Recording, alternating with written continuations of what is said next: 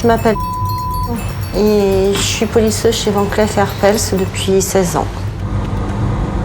J'évite de le dire parce que je veux pas qu'on me pose trop de questions, je veux pas être embêtée.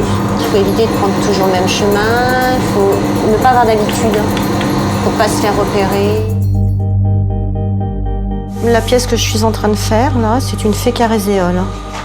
Je pense pour retirer toutes les marques qu'il peut y avoir sur le métal qui a été fait par le joaillier, qu'on a plusieurs outillages suivant où on doit accéder. Là, j'ai un endroit plus difficile, donc je prends une petite brossette plus petite pour pas déformer ma pièce. On a 13 heures de travail à peu près.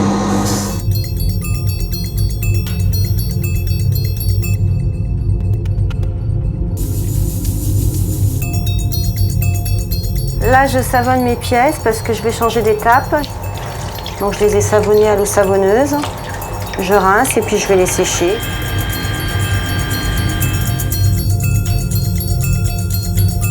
Nos mains souffrent. Et on les lave au moins une dizaine de fois par jour.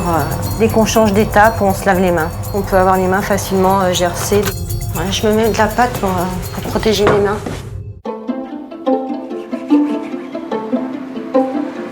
L'enfilage, c'est la joaillerie, quoi. Et il y a des endroits où ils enfilent pas.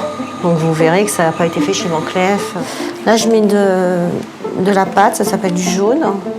C'est pour faire briller l'intérieur du chaton. C'est-à-dire que c'est un endroit que je ne peux pas aller autour. Donc je le fais briller au fil. Ma maman était polisseuse. Quand j'étais petite, je pensais qu'à ça, quoi. Le métier que je ferais plus tard, c'était polisseuse. C'est minutieux, il y a plein de manipulations et au final, on arrive à un beau résultat. Il faut beaucoup de patience. C'est vrai qu'on passe des heures, des fois, sur des pièces. Moi, je sais que quand quelque chose me résiste, je vais trouver n'importe quel moyen pour pouvoir y arriver. Je ne laisserai pas passer un endroit que je ne peux pas atteindre. Nous, ici, on travaille toujours à la main. Et ma maman travaille aussi à la main. Le tour, elle a connu. Dans les premiers temps, il n'y avait pas de tour, ça n'existait pas, ils faisaient vraiment tout à la main. Après avoir fait l'enfilage, mes trous, je fais briller ma pièce autour. C'est la dernière étape pour la préparation de poli. Bien préparer la pièce avant le serti.